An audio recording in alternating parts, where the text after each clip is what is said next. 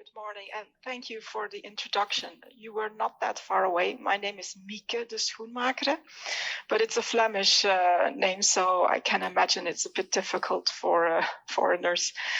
So I'm representing the European Environment Agency, and I will give you a very short presentation. Can't see it right now, but anyhow, the European Environment Agency is a knowledge institute, and you can go to the next slide because I can tell you a long time about circular economy, but I will dive into what is important for today.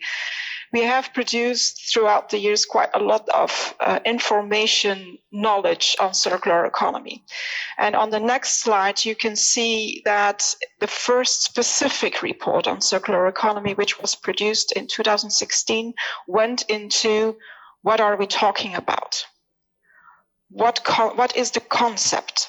And on the next slide, you can see we talked about, you saw that infographic, but for today's topic, what is very important is that we try to find out what information do we have these days about material input, possible indicators, and there you can see that the outlook it's quite okay. There is some data availability, which is quite logic because there have been objectives pushing people to gather information around materials, about waste, and so on. But if we move to the next slide, we also wondered, okay, what about eco-design? Do we know anything about that? And actually, well, you can read maybe later on what's all the different questions we asked, but what is the most important is that the red part at the end, there is nothing, or at least at that time, there was nothing we could find. And that was actually the reason why we developed a report specifically on circular design. And in the next slide, you can see the most important, well, a very important part, if you can move on to click further. Yeah, you can actually keep clicking because, stop, thank you. What have we done? What we try to find out is, okay, what trends do we see in product design, in circular design, and in which way might they contribute to circularity? And we could see some things, and for example, increasingly complex products, like you all have a smartphone, but then later on, if you have to dismantle that, it's almost impossible. Things are interglued, so it's not contributing to circularity. Then we found out that there were a few trends in design that could possibly have a very positive input for circularity, like modular design. Let's think about buildings. There are a lot of, the agency is based in Denmark, in Copenhagen. And here you can see there's a lot of building construction going on, and a lot is in modular design. So which is also later on, if you dismantle that building, you know what is there, you can take it apart in pieces, and the recycling afterwards is much easier.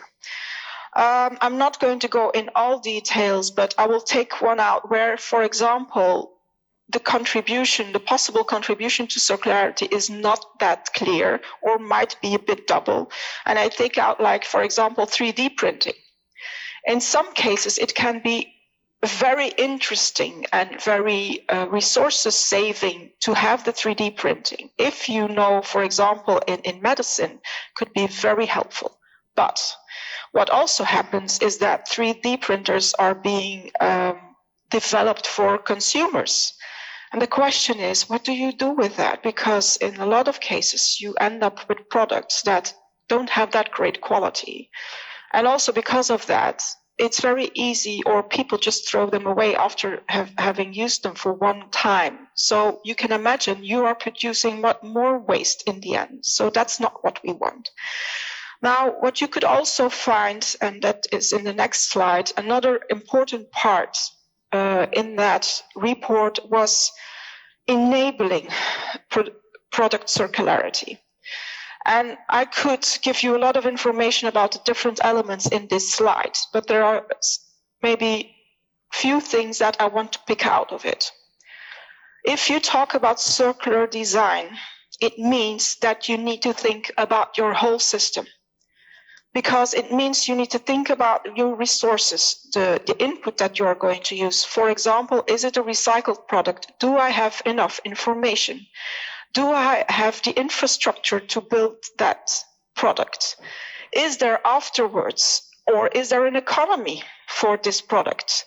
Afterwards, is there a possibility, for example, to dismantle the product, or are there spare parts available? Because all these elements make that your system or your circular design will contribute to circularity. And of course, and this is also part of the discussion today, I do realize that if you are a business and if you want to change your business model to more circular products, it also means you take risks. It would be good to have some financial feedback, to have some input, to get the space to make mistakes, to learn from your mistakes. And of course, if you're successful, that's great. But a lot of small companies maybe are a bit hesitant to take the risk to go to circular products because of the risk, because in the end, everybody wants to make money. I'm going to stop for today because I don't want to take too much time up, because this is supposed to be a panel discussion. So thank you very much. And I'm very pleased to get some questions afterwards. Thank you.